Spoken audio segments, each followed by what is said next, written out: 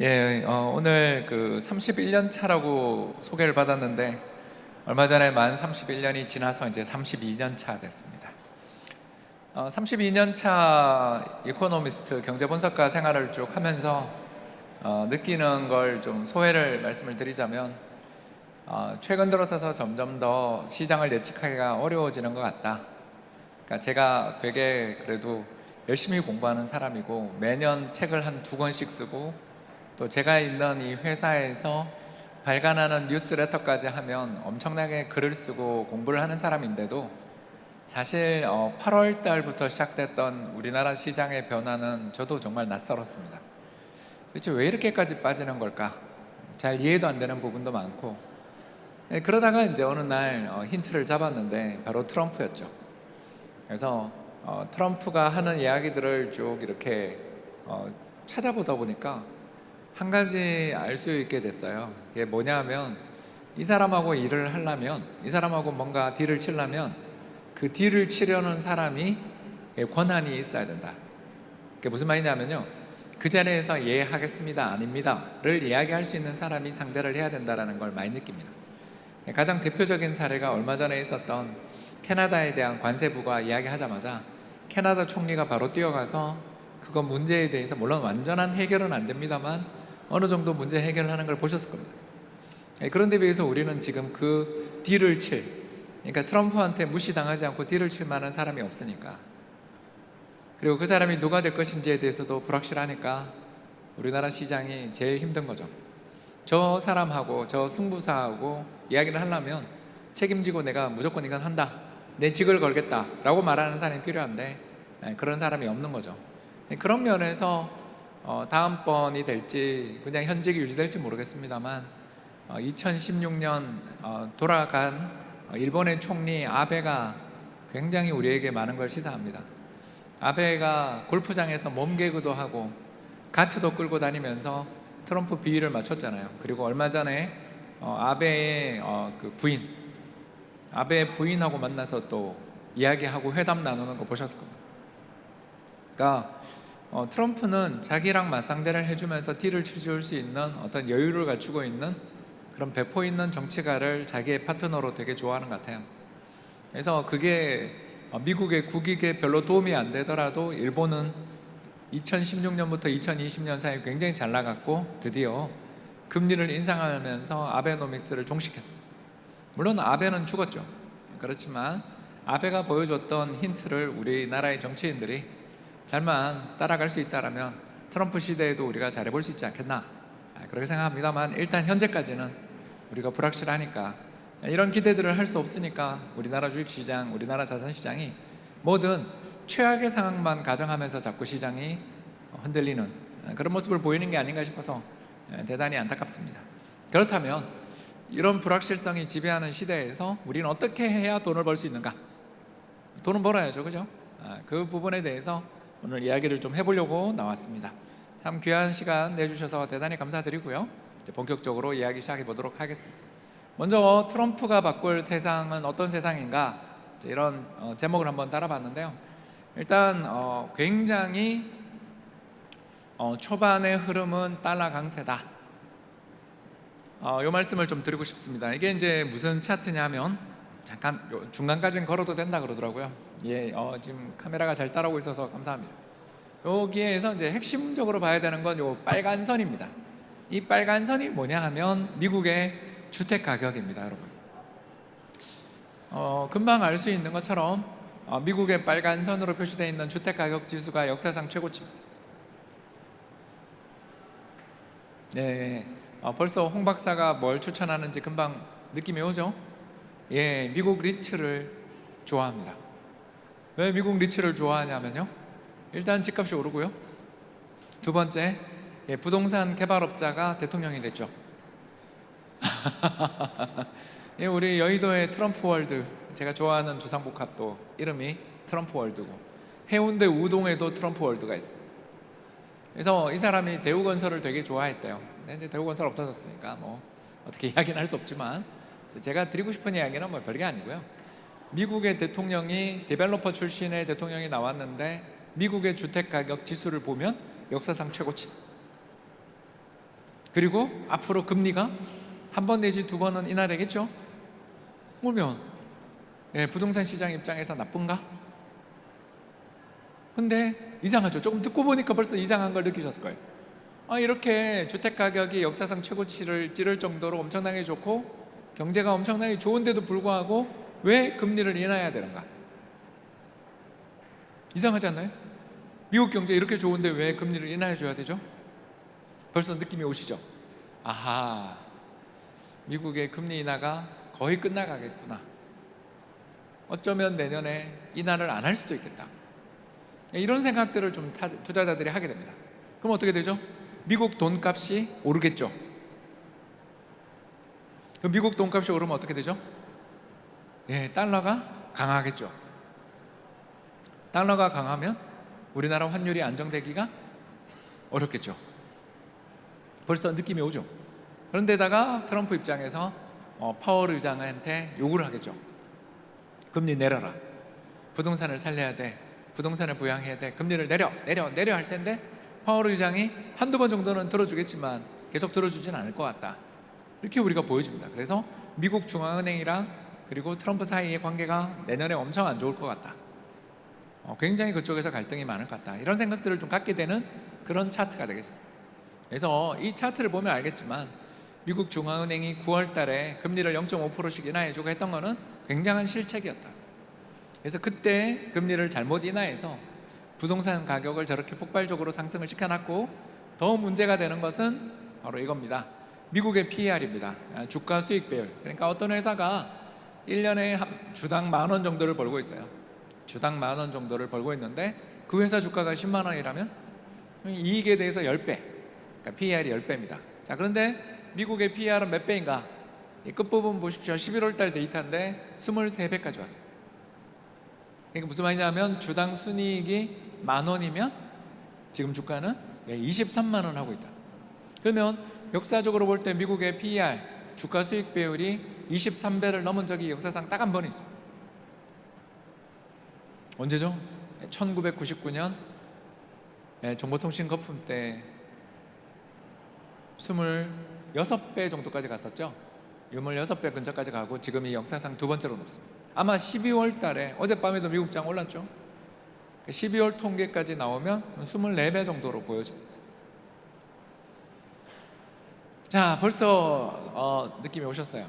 홍 박사가 왜 부동산 사라 그러는가? 주식이 자신이 없다라는 이야기를 하려는구나. 그렇죠? 왜? 미국 중앙은행님이 바이든을 당선시키기 위해서 금리를 내렸는지, 아니면 정말 경제가 너무너무 나쁘다고 생각해서 금리를 내렸는지 우리는 알 수 없어요. 왜 그렇게 9월 달에 갑자기 금리를 0.5%나 인하해 줬는지는, 미국 대선 앞두고 금리를 그렇게 인하한 이유는 우리는 알 수 없죠. 그러나 트럼프 입장에서 굉장히 불쾌할 텐데, 아니 지금 내가 대선을 앞두고서 선거가 이렇게 진행 중인데 중앙은행이 갑자기 선거 앞두고 2달 전에 금리를 이렇게 많이 내린다고? 그리고 그 뒤로 주가가 급등했잖아요. 부동산도 오르고. 이거 보면서 트럼프 되게 기분 나쁘겠죠. 그런데 자기가 취임하자마자 미국 중앙은행이 금리를 인하 안 해줘. 바이든 행정부에서는 금리를 잘도 인하해 주다가 내가 취임하자마자 금리를 인하하기는커녕 동결하겠다고 그러고 인상하겠다고 그래. 이제 이런 거의 분위기를 이해하실 수 있어요.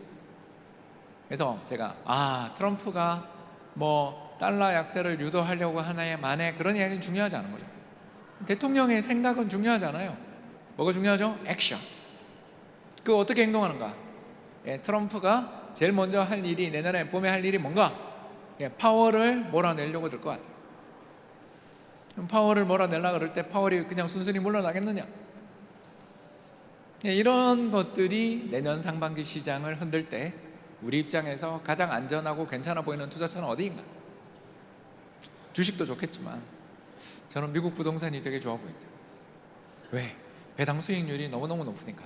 한 5% 줘요. 게다가 트럼프가 대통령인데 어차피 파월 치우고 나면 부동산 경기 부양 정책을 계속 펼칠 텐데, 어떤 쪽으로 펼칠지는 저도 모르니까 시장 전체를 사자, 이런 생각을 좀 하는 거죠. 그래서 미국의 리츠 이야기하는 거는 뭐 문제가 안 되겠죠. 그래서 VNQ라든가 뱅가드 리츠라고 검색하시면 됩니다. 아니면 SCHH 같은 찰스 슈왑 리츠, 그 요새 인기 있는 슈드 친구입니다. 그러니까 이런 거를 알아들으시면 좋은 거고, 못 알아들었더라도 오늘 검색 시작하면 되잖아요. 뭐가 문제예요? 그렇지 않습니까? 그러니까 이런 식으로 투자를 해나감에 있어서 미국 주식 투자해서 저 돈 많이 벌었는데요 자랑하시는 분들한테 제가 기회를 드리는 거죠. 많이 벌었으면 조금 보험을 가입해라. 보험이 뭐냐? 만에 하나 시장이 잘못될 때를 대비해서 물탈 수 있는 돈이다, 이런 거죠. 그래서 첫 번째로 추천할 수 있는 것은 과거로 미국의 리츠에 대해서 이야기하는 이유가 나왔습니다. 그래서 내년 한 해 금융시장에서 특히 상반기에는 파월이랑 트럼프가 삿대질하고 있을 텐데, 그게 우리나라 시장 입장에서 그렇게 좋은 뉴스는 아니겠죠. 미국 시장에서도 좋은 뉴스는 아닐 거다. 어떻게 될 거냐? 그건 몰라요. 트럼프의 개인 캐릭터잖아요. 그래서 저는 모른다. 그럼 모를 때 어떻게 하냐? 둘의 싸움을 귤 까먹으면서 이렇게 지켜볼 수 있는 자산이 뭐냐? 첫 번째가 리츠 같다, 이런 이야기를 드린 거죠. 넘어갑니다. 현재 트럼프에 대해서 왜 파월이 그러면 이렇게 트럼프를 싫어하느냐? 여러분 벌써 느낌이 오시는 것처럼 1기 때 2016년에서 2020년 1기 때 트럼프가 파월을 탄핵하려고 그랬어요. 진짜입니다. 2018년 뉴스 검색 요망. 그래서 구글 가셔가지고요 따옴표로 2018 하고 따옴표 닫고 그 뒤에 파월 임기 뭐 이런 걸로 검색해 보시면 트럼프가 했던 막말들이 다 나올 겁니다. 별소리를 다 했어요. 트럼프가 배신자라고 불렀습니다, 파월을. 왜? 자기가 임명했는데 자기 말 안 듣는다고. 진짜입니다. 연준 의장한테 배신자다, 저자는 우리의 뭐라고 스파이 비슷한 이야기도 했어요. 근데 그 거래 파트너, 정책의 파트너를 스파이라고 부르는 거는 굉장히 나쁜 말이죠. 그렇지 않습니까? 적국의 첩자다, 상대를 위해서 일하는 자라는 표현은 안 쓰는 게 굉장히 좋은데도 불구하고 트럼프는 과감없이 썼어요. 자, 그러면 트럼프를 왜 파월이 싫어하고 또 파월이 왜 트럼프를 싫어하는가? 이유가 여기 그림에 나와 있습니다. 자, 왼쪽 GDP, 오른쪽 소비자 물가 상승률, 이 두 개만 보면 됩니다.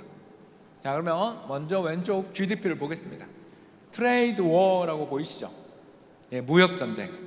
그래서 무역 전쟁의 핵심 요인은 뭐냐 하면 두 가지. 첫 번째, 우리나라를 비롯한 전 세계 국가에 대해서 수입되는 상품에 대해서 10% 관세. 현재 미국은 평균적인 관세 세율이 2.6% 정도 되는데 이걸 8%포인트 올리겠다. 이게 첫 번째. 두 번째가 뭔지 아시죠? 우리와 적대하는 나라에 대해서 세금을 많이 붙이겠다. 그래서 대표적인 게 중국에 대해서 60%, 그리고 캐나다와 멕시코에 대해서 25% 관세를 이야기하고 있습니다. 이런 이야기 들어보셨죠? 요새 캐나다 주식시장이 완전히 힘든데 이런 일들이 있습니다.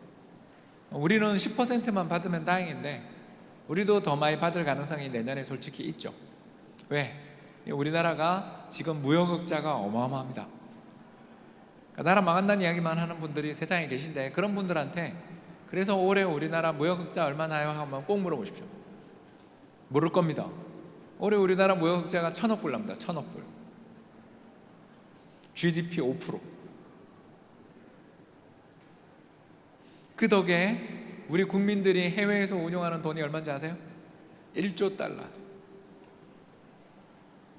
그러면 어떻게 되죠? 우리나라 1년에 GDP가 2조 달러가 안 되는데 GDP 50%를 해외에서 굴리고 있어요, 한국은. 이런 나라를 망한다고 외쳐요. 그런 사람들하고는 놀지 마세요. 그런 사람들은 맨날 1년에 한 번 맞는 그런 고장난 시계 같은 사람들.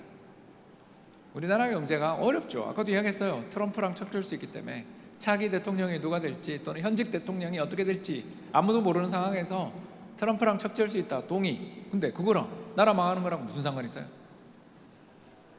외환보유고가 고갈되면서 환율이 통제 범위를 벗어나서 3,000원, 4,000원 가는 게 나라 망하는 건데, 해외 자산을 1조 달러 들고 있는 나라가 어떻게 망할 수가 있죠? 그러니까 그런 이야기는 들으시면 안 돼요. 근데 이제 이 트레이드 워, 관세 부과라는 게 이제 문제를 일으키는 게 미국 경제에도 굉장히 안 좋습니다. 왼쪽을 볼까요? GDP 성장률을 얼마 떨어뜨린다? 여기 나옵니다. 1.3%를 떨어뜨려요. 어마어마하죠. 그리고 물가는 여기 나옵니다. 0.6% 정도 물가를 올립니다. 한마디로 성장률은 박살내고 물가는 올리는 미친 정책이죠. 근데 그걸 할 거예요. 왜? 그건 미추광이잖아. 아니 미치광이인 척하는 협상가잖아요. 알 거예요. 그리고 감액을 해주든지 뒤로 거래를 유도하겠죠. 아무튼 그렇습니다. 두 번째 텍스 플랜이 뭐냐 하면 개인소득세랑 법인세를 인하해 줍니다. 법인세랑 개인소득세를 인하해 주니까 성장률은 올라가죠. 대신에 경기가 과열되니까 어떻게 되죠? 물가가 오릅니다. 종합해서 이야기하자면 트럼프의 집권은 성장률은 1% 떨어뜨리고 물가는 0.9% 올리는 그런 정책을 쓰게 될 겁니다. 그러니 파월 입장에서 나라도 일을 해야 된다는 생각을 하겠죠. 그러면 트럼프는 바보인가? 그 사람도 생각이 있습니다. 어떤 생각이 있냐? 바로 이거죠. 최근에 되게 날이 춥습니다. 작년은 눈이 안 오고 비가 왔죠, 여러분? 이맘때 기억나세요? 제가 매년 재테크 쇼를 비롯한 재테크 박람회를 비롯한 여러 가지 그 강의를 겨울에 매년 연말에 하러 다니거든요. 다닐 때 작년은 비가 왔어요. 12월에 1월에 비가 왔습니다. 그걸 뭐라고 하냐면 라니냐라고 합니다. 라니냐가 뭐냐면요, 북반구는 따뜻하고 비가 많이 오고, 그리고 열대지방은 건조하고 고온 건조한 날씨가 이어집니다. 그래서 요새 커피값이 오르고 있죠. 왜냐하면 농사가 안 돼서 그렇습니다. 고온 건조하니까 식물들이 생육하는데 되게 어려웠습니다. 그래서 특히 인도 같은 데는 쌀 폭동도 나고 막 그런 일들이 작년 연말 올해 초 사이에 보도가 되고 있는 걸 보셨을 겁니다. 근데 이제 올해는 기온이 바뀌어서 다시 또 날씨가 달라지고 있습니다. 그래서 어떻게 되냐면 북반구는 굉장히 춥고 죄송합니다. 이게 라니냐죠. 굉장히 춥고 비가 안 옵니다. 그리고 남반구 열대지방은 다시 습해집니다. 그래서 제가 투자를 할 수 있는 트레이더라면 커피콩에 대해서 매도 포지션을 취할 것 같습니다. 카카오에 대해서 매도 포지션을 취할 것 같습니다만 선물 시장은 너무너무 무섭기 때문에 그런 포지션을 취하는 걸 추천하지는 않습니다. 제가 아마 트레이더였으면 예전처럼 KB국민은행에서 딜링룸에서 일을 하고 있었으면 아마 그렇게 매매를 하고 있을 거예요. 이 말이 뭘 뜻하냐면 올겨울은 춥습니다. 북반구가 되게 춥고요. 특히 1월 1일자로 우크라이나를 통과해서 서유럽으로 가던 천연가스 파이프라인이 봉쇄됩니다. 들으셨죠? 1월 1일자로 러시아산 천연가스의 유럽 공급이 마지막 하나 남았던 파이프라인도 봉쇄됩니다. 그래서 요새 천연가스 가격이 급등하고 있습니다. 그런데 유가는 어때요? 우리 기름 넣으러 가면 1,600원이죠. 제가 있는 지역 기준으로 해서 우리 동네에서 세차까지 해주는 게 1,600원입니다. 참고로 저 요 동네에 살고 있습니다. 여기서 5분 거리 정도에 살고 있습니다. 제가 뭔 말하는지 아시겠죠? 언젠가부터 기름값이 안 오르고 있습니다. 왜 그럴까요? 미국의 셰일 오일 생산량이 폭발적으로 늘고 있습니다. 왜? 트럼프가 셰일 오일 생산을 모두 규제를 풀겠다고 그래요. 자, 트럼프도 계획이 있다. 근데 이게 정말 유가의 하락으로 갈지는 저도 모르죠. 그건 모릅니다. 왜냐하면 중동에서 또 전쟁 나면 얼마든지 유가 오를 수 있습니다. 그건 제가 몰라요. 다만 트럼프의 계획은 뭐냐 하면 자기가 우크라이나 전쟁을 중재하고 셰일 오일 생산량을 늘리면 기름값이 빠질 거다. 그럼 기름값이 빠지면 어떻게 되냐? 물가가 안정될 거니까 내가 해주는 정책들은 문제가 없다. 아시겠죠? 이 양반은 이런 계획을 세우고 있는 거죠. 누가 맞을까요? 몰라요. 그거 어떻게 알아요, 그걸? 그러나 여기서 벌써 한 가지 아이디어가 떠오르죠? 기름값이 크게 급등하기는 어렵다. 원자재 값이 크게 급등하기는 어렵다. 자, 이건 뭘 뜻하죠? 물가가 당장은 안 오르겠구나. 약간 느낌이 오시죠, 그죠? 그러니까 트럼프의 정책이 계속되는 가운데 감세와 그리고 관세 인상을 해가지고 세계 경제를 망가뜨리면서 경제가 어떻게 되는 건 그거는 집권한 다음에 몇 달 지난 다음 일인 거고, 당장은 이렇게 날이 추운데도 불구하고, 겨울 날씨가 최근에 엄청 추운데도 불구하고 유가가 안 오르는 이유를 생각해 보라는 거예요. 그러면 뭘 투자해야 된다? 미국 달러는 너무너무 값이 좋으니까 그걸 뭐 투자해라 말하라 소리는 제가 못하겠는데, 한국 국채는 괜찮아 보이지 않냐? 우리나라 물가가 오를 수 있겠는가? 내수 불황, 회식도 안 하죠. 참고로 저희 회사는 그저께 회식했습니다. 내수를 살리기 위해서 열심히 노력하는 프리즘이고요. 회사 창립 이후 처음으로 소고기 먹었습니다. 장사가 잘 돼가지고요. 근데 여러분 생각해 보십시오. 그 고깃집에 회식하러 온 팀이 저희 팀밖에 없었다. 삼성동 그 큰 고깃집에. 경기가 되게 안 좋아요. 그럼 경기가 안 좋으면 어떻게 되죠? 음식점에서 우리 메뉴를 올리겠어요? 가격을 올리겠어요? 못한다. 이 두 가지가 결합되죠. 내수 불황에 국제 유가 하락 또는 하향 안정. 이 둘이 결합되면 우리나라 물가가 오를 수가 있는가? 자, 벌써 두 번째 투자 아이디어가 떠올랐죠? 내년에 우리나라 금리는 내려갈 것 같다. 왜? 물가가 내려가니까. 환율이 이렇게 높은데도 불구하고 저유가와 내수 불황이 겹쳐서, 이게 좋은 일은 아니지만 내년에 금리가 내려가지 않겠나? 언제까지? 상반기까지 내려가지 않겠냐? 하반기는요? 어떤 분이 물으실 텐데 모릅니다. 트럼프가 어떤 짓을 할지 우리가 어떻게 알아요? 그냥 투자라는 게 장기간 해야 된다 그러는데, 솔직히 제가 솔직하게 이야기합니다. 투자는 장기로 해라는 사람들의 말의 뒷성에는 뭐가 있는 줄 아세요? 이럴 줄 내가 알았나요? 그렇지 않나요? 지가 추천하고 물렸으니까 장기 투자하라 그러는 거지, 언제 제대로 된 장기 투자라는 게 그런 게 있지 않잖아요. 저 같은 경제 분석가조차 맥스로 예측할 수 있는 한계가 6개월이에요. 6개월. 그래서 첫 번째 6개월 뭐였죠? 미국 부동산 좋아 보인다. 왜? 기름값도 내려가고 연준이 당장은 금리를 인하했다. 그리고 트럼프 취임하면 정책에 대한 기대가 있다 그랬죠? 두 번째, 우리나라 물가가 내려갈 것 같다. 왜? 고유가가 종식된 것 같다. 전쟁 이런 건 나면 몰라요.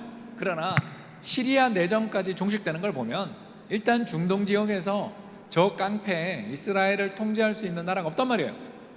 그러면 이스라엘에 의한 힘의 균형 또는 이스라엘에 의한 패권이 확립됐잖아요. 이란이 저렇게 자기가 밀어주던 나라들이 저렇게 저 모양 저 꼴이 될 줄 누가 알았냐고요.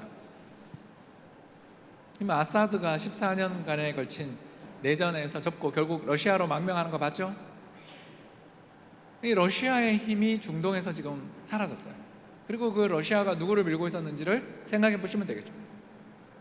그래서 당장은 유가가 오르기 어렵다. 그러면 물가는, 금리는 내려갈 수 있지 않냐, 이런 생각들을 좀 해볼 수가 있는 거죠. 자, 그래서 오늘 두 가지 이야기했고요. 또 넘어갑니다. 쭉쭉 넘어갈게요. 이건 통과합니다. 방금 전에 무시무시한 걸 이야기했죠. 내년 말 정부 정책금리 4%, 미국 4%밖에 안 된다. 지금 4.5인데 제가 어제 미국의 FOMC에서 정책금리 결정 전에 이 자료를 보냈거든요. 아시겠죠? 이코노미스트 경제 분석가들은 이 정도는 예측이 됩니다. 아시겠어요? 미국 중앙은행의 금리 인하는 이제 거의 막바지다. 그러니까 연초에 한번 해주고 말까 할까 말까 정도에 불과하고, 미국 중앙은행이랑 트럼프가 되게 싸울 거다라는 이야기가 벌써 결론에 나와 있으니까 이건 아까 했으니까 넘어갑니다. 그냥 내년 말 금리가 지금보다 그렇게 많이 떨어지지 않을 거다. 미국은. 대신 한국이 많이 떨어진다. 이런 이야기를 했습니다. 넘어갈게요. 자, 중국. 제목이 끝내주죠. 기사 제목이 딤섬 is cold 교자 now. 뭐냐? 중국이 일본 꼴 나고 있다 라는 제목의 파이낸셜 타임즈 기사입니다. 파이낸셜 타임즈가 일본 거거든요. 일본 사람들이 지금 얼마나 자신만만한지 보여주고 있습니다. 중국이 일본 꼴 났다라는 기사입니다. 왜? 디플레가 났습니다. 디플레이션이 났습니다. 디플레이션이 났는데 어떻게 해서 디플레이션이 났냐? 이겁니다.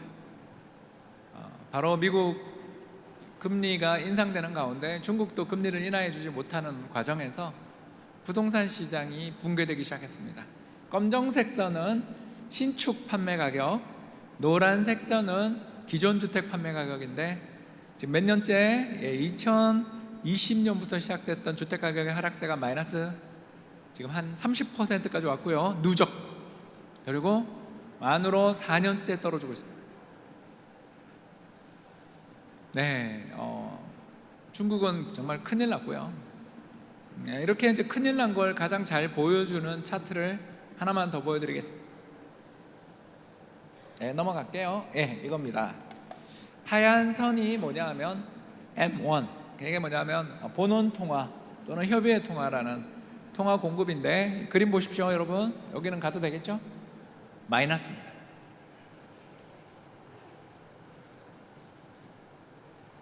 돈이 시장에서 사라지고 있습니다.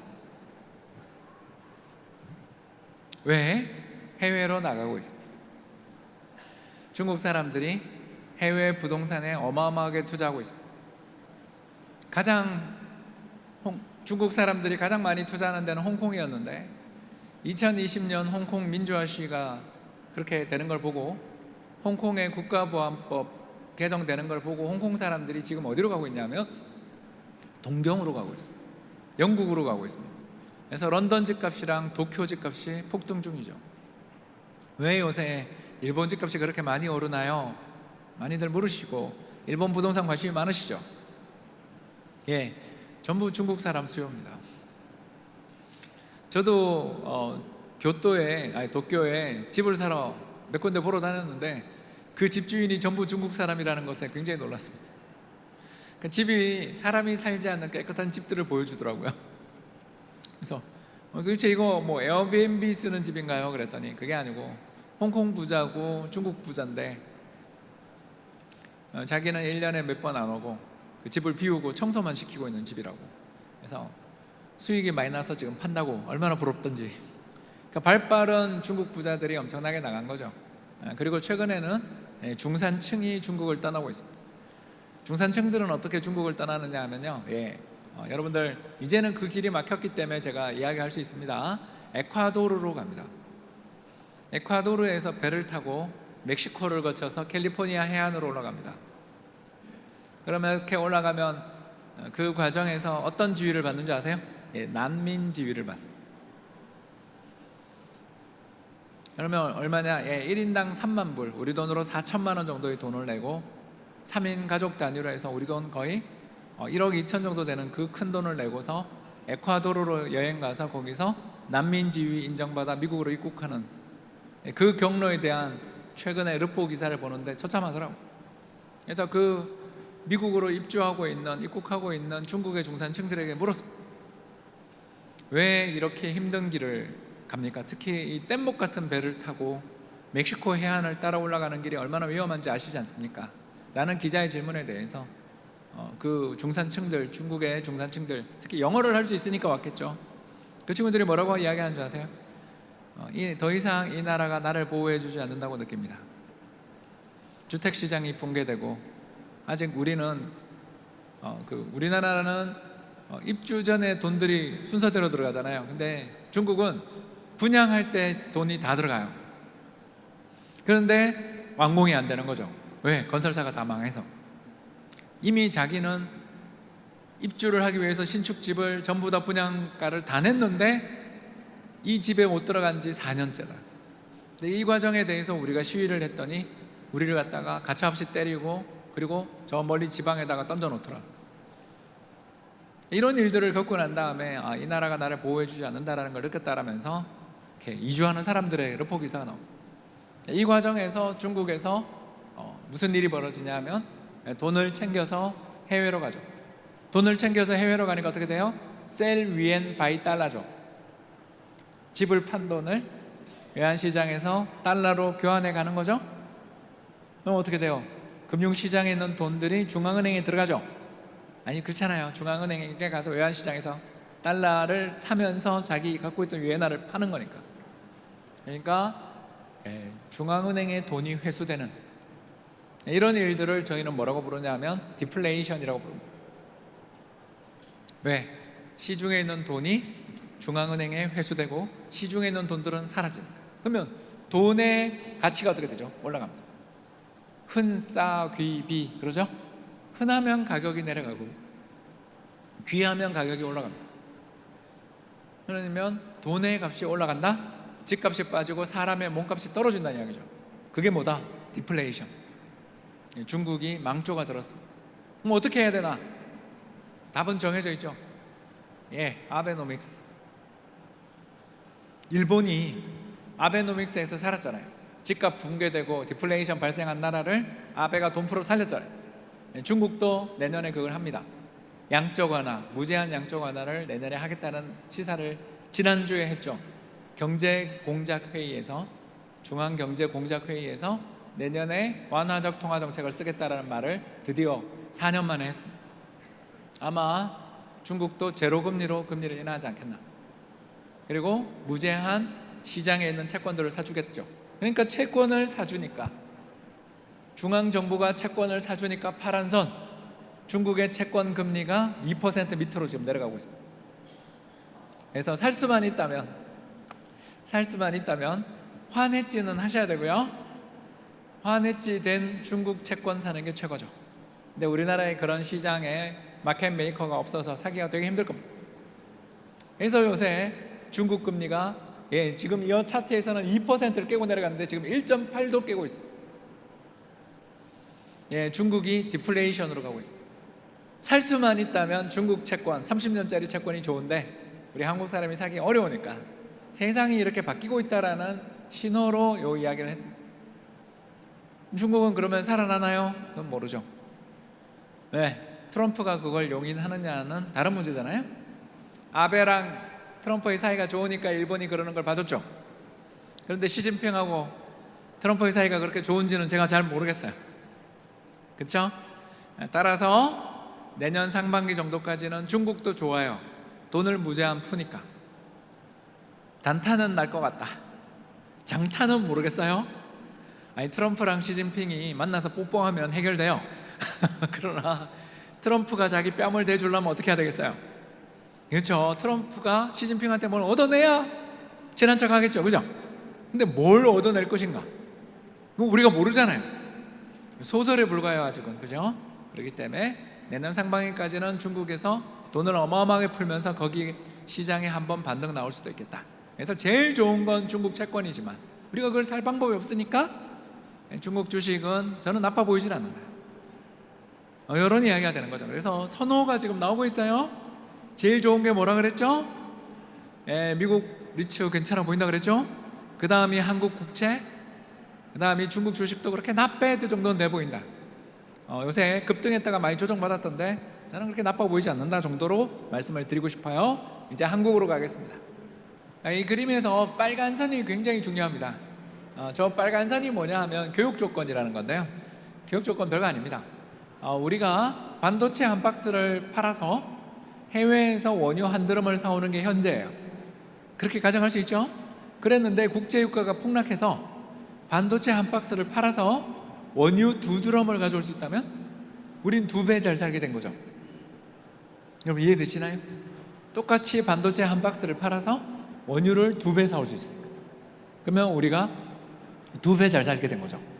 이걸 교육 조건이라고 합니다. 그래서 이 빨간 선, 교육 조건이 플러스의 방향으로 가면 나라가 좋아집니다. 언제? 여기 보이시죠? 2009년 이후에 우리가 경제가 한번 굉장히 좋았던 적 있죠? 2009년 이후에 이 빨간 선이 급격히 상승하면서 경제가 좋아졌고 2020년 코로나 팬데믹 이후에도 역시 한번 엄청나게 좋아지는 거 보이세요? 그래서 종합주가 지수가 저때 3,300 갔습니다. 이 사례에서 보는 것처럼 교육 조건이 좋아진다, 국제유가가 폭락한다는 건 우리 경제 입장에서 1년 뒤에 경제가 엄청 좋아진다는 걸 뜻합니다. 근데 우리나라의 경제에 지금 신삼저가 왔습니다. 1985년 이후에 40년 만에 1대호기가 왔습니다. 첫 번째, 저환율 1달러에 대해서 1,450원. 두 번째, 저유가 1배럴에 68달러, 67달러. 세 번째, 저금리. 한국은행의 정책금리가 곧 2%대가 됩니다. 그런데 우리 경제는 박살이 나고 있습니다. 그렇죠? 파란 선 보이시나요? 성장률은 박살나고 있습니다. 왜 그렇죠? 아까 이야기했어요, 그죠? 그런 일들 때문입니다. 기업들이 역사상 최대 이익을 내고 있는데도 불구하고 돈을 쓰지 않아요. 왜? 불안하잖아요. 불안하니까 어떻게 돼요? 내년 사업 계획 다 취소하고 투자 규모를 줄이죠. 이번에 삼성전자가 미국에서 보조금 받는 게 왜 줄었죠? 미국 투자 규모를 줄였잖아요. 투자 규모를 줄여서 보조금도 줄은 거예요. 트럼프가 우리나라에 대해서 억하 감정이 있어서 그런 게 아니고 삼성전자의 투자 규모가 이미 줄었죠. 또 요새 평택에 공장 짓고 있던 속도가 줄었죠. 늦었죠. 왜? 불안하니까.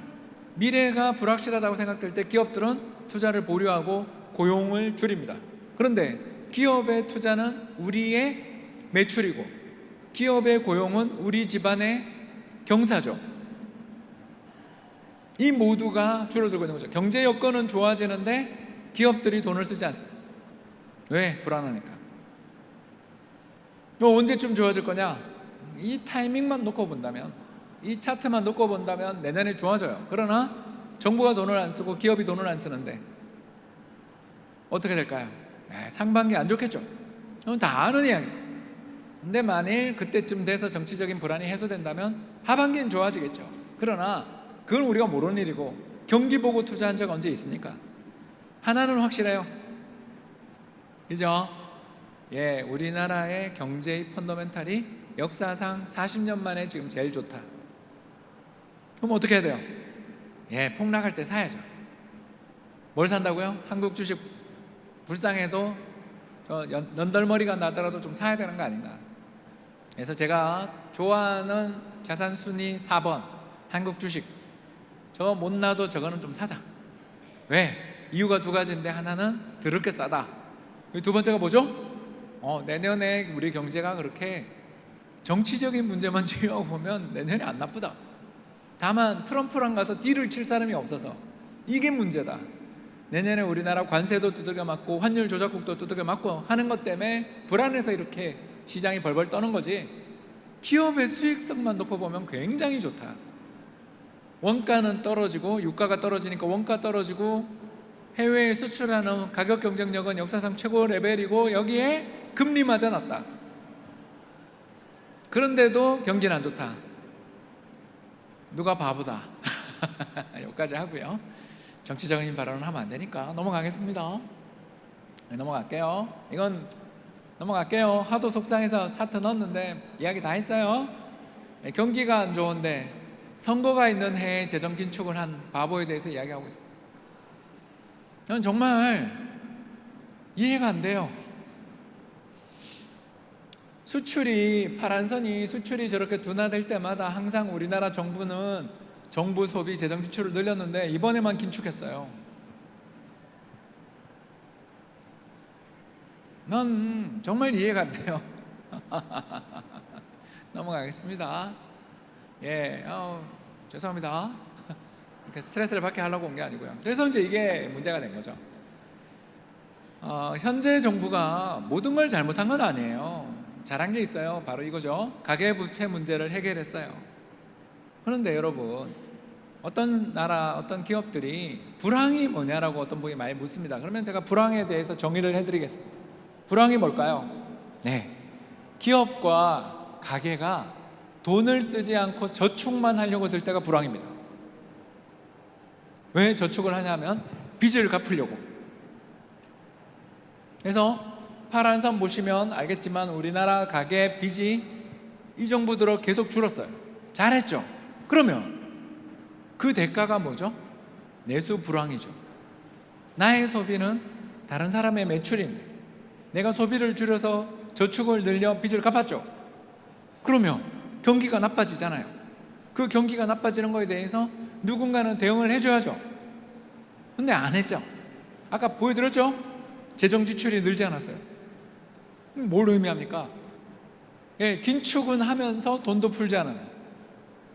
그러니까 수출 잘 되고 교육 조건 좋아져도 우리나라 내수 경기는 지하실을 파고 있는 이유가 뭐냐? 경제의 경자도 모르는 정책을 쓰고 있어요. 그래서 자업자득이다. 저는 그렇게 생각해요. 그러면 어떻게 해야 되냐? 두 가지밖에 없죠. 첫 번째, 추경을 편성해야 됩니다. 추가 경정 예산을 편성해야 됩니다. 내년 예산안도 엄청나게 긴축적으로 만들었어요. 죄송합니다. 어떤 바보 멍텅구리들이 그 짓거리를 하고 있어요. 내년 예산안이 엄청나게 긴축이에요. 올해보다 더 긴축이에요. 두 번째, 그런 상황에서 정부가 없죠? 지금 정부가 없죠? 그럼 어떻게 해야 돼요? 금리를 인하할 수밖에 없다. 왜? 뭐 이거 말고는 할 수 있는 일이 없으니까. 그래서 파란 선은 집값 상승률. 근데 집값 상승률인데 오른쪽이에요. 축이 거꾸로입니다. 축이 거꾸로. 오른쪽인데 거꾸로 돼 있어요. 그래서 정책금리가 인상되면 빨간 선, 정책금리가 인상되면 집값이 위로 갑니다. 이게 위로 가면 마이너스예요. 아시겠죠? 한국은행님이 금리를 인하할 수밖에 없다. 오늘 이유는 다 설명했어요. 첫 번째가 뭐였죠? 저물가. 올해 우리나라 물가, 내년 물가가 오르기 어렵다고 제가 말씀을 누차 드렸어요. 내수 경기가 지옥인데다가 수입되는 원자재 가격이 떨어지고 있죠. 그러니까 물가가 떨어지니까 중앙은행님이 어떻게 하겠어요? 금리를 인하하겠죠. 오케이, 금리 인하까지 왔죠. 금리를 인하하는 데다가 또 재정정책이 어때요? 삐꾸란 말이에요. 정부가 경기가 나쁠 때 돈을 써야 되는데 긴축만 하고 있어요. 그죠? 누구가 책임질 사람도 없어요. 그러면 어떻게 해요? 중앙은행님이 할 수 없이 금리를 인하해 주는 수밖에 없는데, 문제는 미국 금리가 인하 안 되는데 우리만 인하하죠. 오늘 다 배웠죠? 환율이 어때요? 떨어지기 어렵겠죠. 그죠? 오케이? 경제 전망 다 끝났어요. 자, 그래서 사야 되는 자산의 순서를 오늘 정리해 드렸어요. 제일 먼저 뭘 산다고요? 미국 리츠. 두 번째가 뭐 좋다 그랬죠? 한국 국채. 세 번째가 정말 싸 보이는 중국이랑 한국 주식은 솔직히 말해서 저가 매수해 놓으면 리스크는 그렇게 없어 보인다 그랬죠? 여기까지 우리 다 따라왔죠? 그다음에 부동산도 나쁘진 않겠죠. 왜? 금리가 인하되니까. 근데 이 불확실성이 있기 때문에, 특히 얼마 전에 분당을 비롯한 일산, 제가 살았던 일산이나 수많은 신도시에 대해서 선도지구를 지정했는데, 기억나세요? 주택공급 확대 계획 발표했었는데 당장 용산역 옆에 있는 기지창 부지 개발한다고 지금 협약도 맺고 있는데, 이런 일들이 과연 정책의 지속력이 있겠어요? 잘 모르겠다 이거죠. 그런 리스크가 있기 때문에 부동산이 안타깝게도 순위가 좀 밑에 있는 거죠. 굉장히 좋은 환경이 와 있음에도 불구하고 정책 문제가 있을 때는 시장이라는 게 불안해한다. 이런 이야기였고요. 이제 마지막 하나만 더 이야기하고 오늘 강의를 끝내겠습니다. 7월 17일이었어요. 이날 트럼프가 딴 데도 아니고 비즈니스 위크, 그러니까 블룸버그가 가지고 있는 잡지죠. 비즈니스 위크와의 인터뷰에서 다음과 같은 이야기를 합니다. 제가 읽어줄게요. 대만은 우리의 반도체 사업을 빼앗아갔습니다. 에이? 아니 지금 뭔 소리야, 그죠? 언제 대만이 미국을 망하기 위해서 어떤 짓을 했나 봐요, 그죠? 그래서 그들은 부유하다, 돈이 많다. 그리고 그 다음에 이어져서 우리가 보험과 다르지 않다고 생각합니다. 왜 우리가 대만을 보호해 주는 걸까요? 라고 이야기했습니다. 그리고 그 뒤에 3달 뒤였던 10월 19일 월스트리트 저널과의 인터뷰에서 트럼프는 또 뭐라고 이야기를 했냐 하면, 중국이 대만을 침략하면 대만의 군대를 보내겠습니까? 라고 월스트리트 저널 기자가 물었어요. 그러니까 트럼프가 이렇게 이야기합니다. 시진핑은 제가 미치광이라는 걸 잘 알고 있어서 그럴 리가 없습니다. 그래서 기자가 동문서답을 하니까 또 물었어요. 전쟁 나면 미군 보내나요? 한 번 더 물었어요. 그랬더니 또 뭐라 그러냐면, 중국에 관세 200%를 부과해서 그들을 혼내주겠어요. 전형적인 사기꾼의 논조입니다. 질문에 대해서 절대 답을 하지 않죠? 그리고 딴소리만 합니다. 이게 이 사람의 정체죠. 무슨 말일까요? 대만이 TSMC 공장을 뜯어서 미국에 다 보내겠다라는 약속을 해줄 때만 보호해주겠다, 이런 거 아니겠어요? 그런 게 없다면 중국 네가 위협하는 거 내가 봐줄게, 이렇게 보여집니다.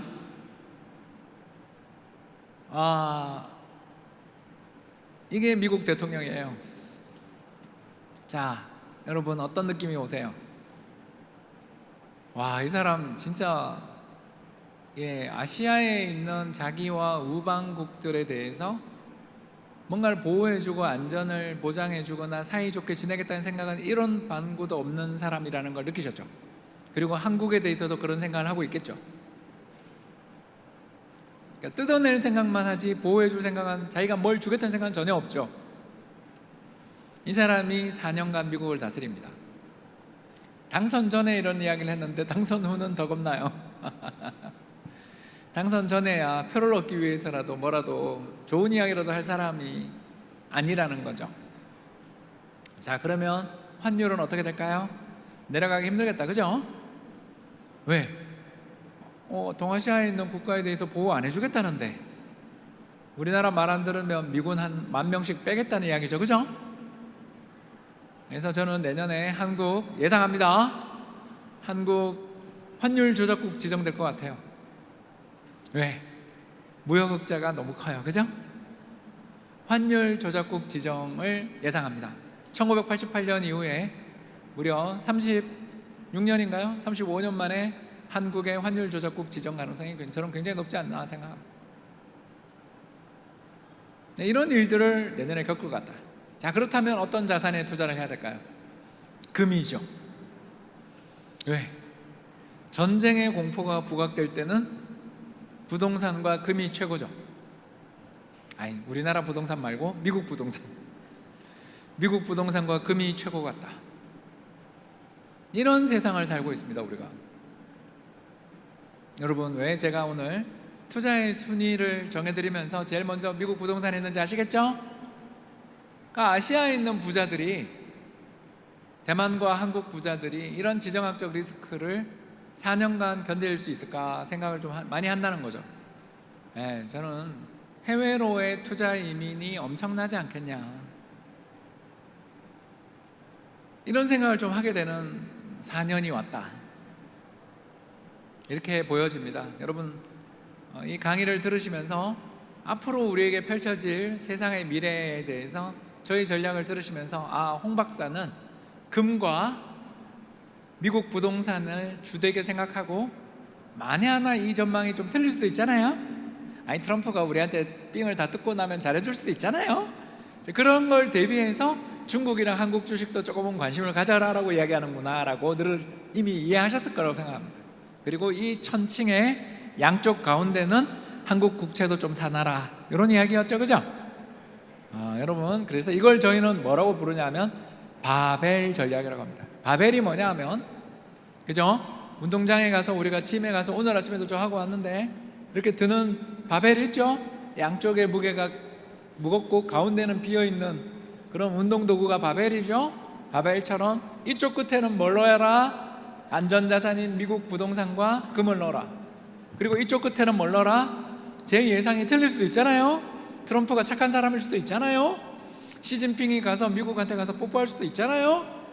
그럼 모르죠? 그럴 때는 어떻게? 한국 주식이랑 중국 주식도 조금은 편입해라.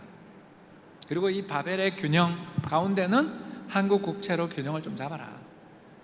이렇게 하면 제가 봤을 때 내년에 큰 손실은 안 날 것 같아요. 그리고 찬스만 나면 굉장히 변동성이 크겠죠. 그래서 내년 불확실한 장에 잘 대응하면서도 수익도 나쁘지 않을 짭짤할 전략으로 바벨 전략을 오늘 강의로 말씀을 드렸습니다. 네, 그럼 첫 번째 질문 올려주시죠. 네, 트럼프 시대의 경제 정책을 고려할 때 금융자산과 실물자산의 배분 비율은 어떻게 조정해야 할까요? 라는 질문 올라왔습니다. 저는 보통 8대2였습니다. 그러니까 이제 제 자산 배분 전략 기준입니다. 8을 금융자산에 투자를 하고 2를 실물자산에 투자하는 전략을 지난 몇 년 동안 계속 유지해 왔는데요. 내년은 이걸 한 6대4로 바꾸고 싶어요. 그러니까 금융자산 6, 실물자산 4. 실물자산은 뭐죠? 금과 부동산이죠? 이해되시죠? 그래서 아까 제가 이야기했던 그대로입니다. 미국 주식도 있고 중국 주식도 있고 있지만, 저는 주식도 참 좋아 보이지만 리스크를 좀 한 번은 내년에 되게, 특히 봄에 한 번은 굉장히 노출될 수 있다는 생각을 좀 하고 있다. 그게 이제 우리나라 정치 일정이나 트럼프의 당선 이후에 그 사람의 정책 발표 타이밍이 걱정이잖아요. 그때 한번 크게 시장의 변동성이 올 수 있기 때문에 그때 실물 자산에 잘 대피해 있다가 하반기로 가면서 우리 교육 조건 좋아지거나 트럼프의 도끼가 좀 빠지는 시점에 또 시장이 한번 살아날 수도 있지 않나. 그런데 그거는 너무 먼 미래니까 일단 당장은 실물이 좋아 보인다, 이 말씀을 좀 드렸던 것 같습니다. 답이 됐는지 모르겠네요. 네, 고맙습니다. 두 번째 질문 올려주시죠. 트럼프의 재정 정책과 세금 인하가 부동산 시장에도 영향을 미칠까요?라는 질문입니다. 예, 이거 굉장히 큰 영향을 미칠 요인입니다. 왜 그러냐면요, 미국 사람들도 똑같습니다. 부자들은 주식에 대한 비중이 되게 커요. 그러나 중산층들로 가면, 그러니까 소득 계층 기준으로 해서 한 40%에서 60% 정도 되는 분들이 중산층인데, 이 중산층 기준으로 해서는 자산 대부분이 부동산입니다.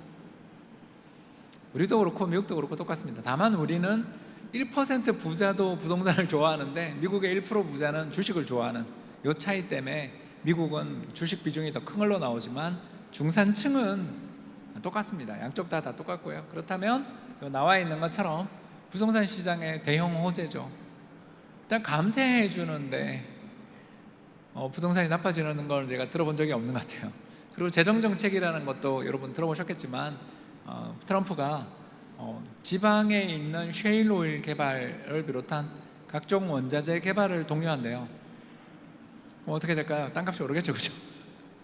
그런 지역들의 땅값이 오를 가능성이 있어서 미국은 좋아 보입니다. 근데 한국은 모호하죠. 한국은 모호합니다. 왜냐하면 우리 정부의 이제 부동산 관련돼 있는 정책들의 방향을 지금 예측할 수가 너무 없잖아요. 그러니까 우리는 알고 있어요. 저희들 경제 분석가들은 미국의 법인 세율이 세계의 법인 세율입니다. 왜? 우리나라 기업들이 미국으로 이민 가버릴 테니까. 법인은 해외로 나가는 게 훨씬 쉬워요. 전 세계 국가들은 법인, 기업들이 자기 나라 오는 걸 전부 다 환영합니다. 그래서 이민보다 더 쉬운 게 법인의 이전이에요. 그렇기 때문에 미국이 이번에 만일 트럼프가 현재 21%인 미국의 법인 세율을 15%로 정말 낮춘다면 한국도 지금 20%가 넘죠. 한국의 법인 세율도 낮춰야 됩니다. 왜? 미국으로 우리 기업들이 이민 갈 테니까. 근데 그건 정부가 결정하는 게 아니고 국회가 결정하는 거잖아요. 우리가 알 수가 없어요. 그래서 이 질문에 대한 답은 미국 부동산은 좋은데 우리나라는 좀 시간이 걸릴 수도 있고 오히려 반대로 정책이 갈 수 있어서 잘 모르겠다, 이런 모호한 답변을 드리게 돼서 죄송합니다. 다음 페이지 가시죠. 네, 세 번째 질문 올려주시죠. 부동산 불패가 트럼프 시대에도 계속 이어질지, 상법 개정이 된다면 자산 배분 전략 역시 크게 변화할지 궁금합니다. 일단 이제 첫 번째 부동산 불패 이야기는 저는 동의할 수 없고요. 우리나라는 환율이 급등하는 시기에 부동산이 오른 적이 없습니다.